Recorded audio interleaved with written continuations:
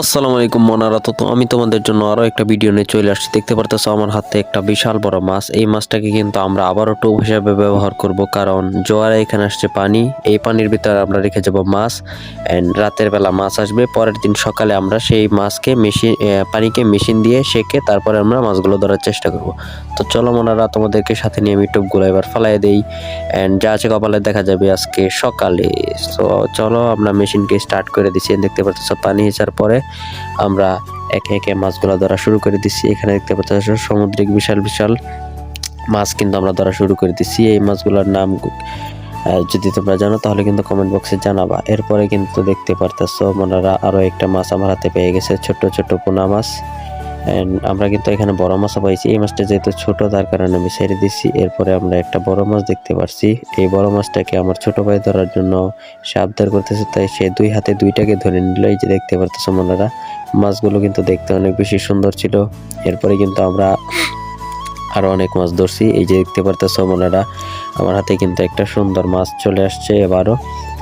সামুদ্রিক মাছগুলো কিন্তু অনেক বেশি সুন্দর হয়। এরপরে কিন্তু আমরা পেয়ে গেছি একটা লবস্টার, এই যে যেটাকে অনেকে বলে চিংড়ি অ্যান্ড অনেকে বলে লবস্টার। আমাদের এখানে বলা হয় সামুদ্রিক লবস্টার। দেখতে পারতেছো মাছটা কিন্তু বেশ বড়ই ছিল, বাট আর একটু বড় হলে কিন্তু অনেক বেশি ভালো হতো।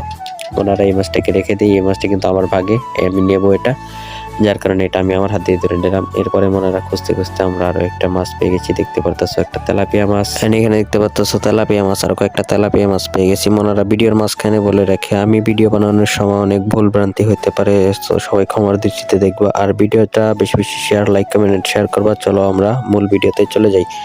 এখানে দেখতে পারতেছো অনেক বেশি বেশি মাছ থাকার কারণে সবাই হাতে হাতে এই কাজগুলো করার চেষ্টা করতেছিল, এবং ছোট ছোট সব তেলাপিয়ার পোনা পাওয়া যাচ্ছিল।